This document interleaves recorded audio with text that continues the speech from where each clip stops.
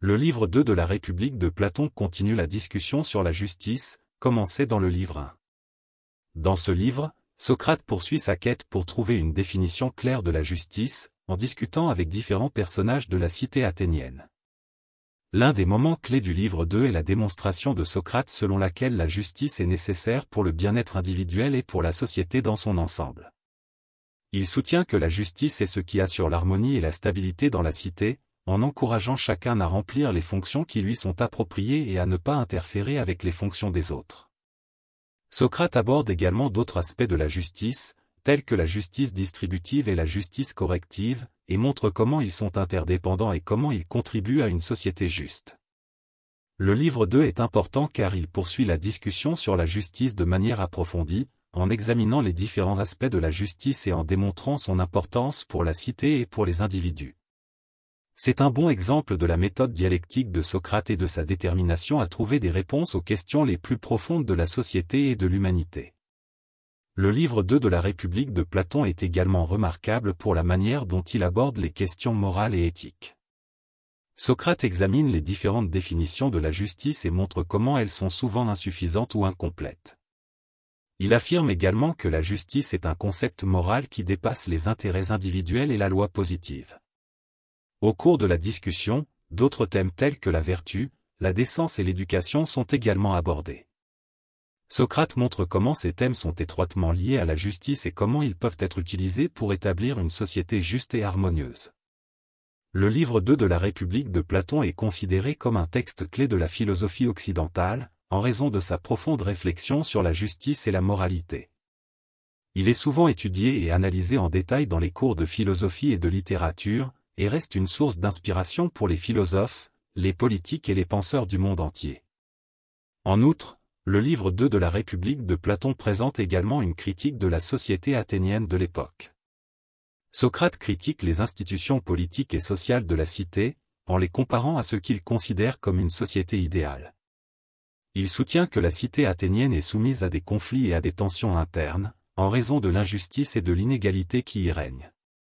Dans ce livre, Socrate défend également l'idée que les citoyens doivent être éduqués et formés dans le but de devenir des personnes justes et vertueuses, ce qui est essentiel pour maintenir une société stable et harmonieuse. Il suggère également que les dirigeants de la cité doivent être choisis pour leur qualité morale et éthique, plutôt que pour leur richesse ou leur pouvoir. En somme, le livre 2 de la République de Platon est un texte riche et profond, qui aborde un large éventail de questions liées à la justice, à la moralité et à la société.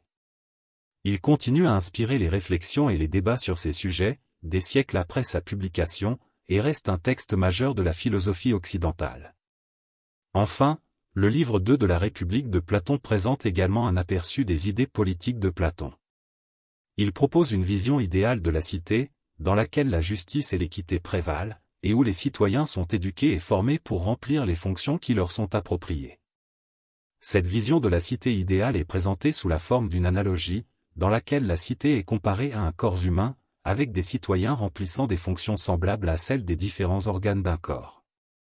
Cette analogie montre comment la justice peut être atteinte en encourageant chaque citoyen à remplir sa fonction appropriée, sans interférer avec les fonctions des autres.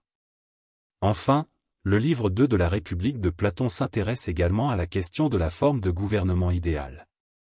Il examine différentes formes de gouvernement, telles que la démocratie, l'aristocratie et la tyrannie, et montre comment elles peuvent être utilisées pour atteindre la justice et la stabilité. En somme, le livre 2 de la République de Platon est un livre fascinant et complexe, qui aborde un large éventail de questions liées à la justice, à la moralité, à l'éducation et à la politique. C'est un livre qui continue à susciter l'intérêt et les débats, des siècles après sa publication, et qui est considéré comme un texte majeur de la philosophie occidentale. En conclusion, le livre 2 de la République de Platon est un livre qui traite de nombreux thèmes importants et pertinents, qui continuent d'être pertinents aujourd'hui. Platon y aborde des questions telles que la justice, la moralité, l'éducation, la politique et la forme de gouvernement idéal, et propose des réflexions sur ces sujets qui ont influencé les débats et les discussions pendant des siècles. Le livre est également remarquable pour sa structure dialoguée, dans laquelle Platon utilise la voix de Socrate pour explorer les idées et les arguments. Cette structure donne au livre une qualité personnelle et intime qui en fait un livre très accessible et facile à lire, malgré sa profondeur et sa complexité. Enfin, le livre 2 de la République de Platon est un livre qui a une grande valeur pour ceux qui s'intéressent à la philosophie, à la politique et à la cité idéale. C'est un livre qui peut être lu et apprécié par les étudiants, les chercheurs et les amateurs de philosophie, et qui continue d'être une source d'inspiration pour les réflexions sur ces sujets importants.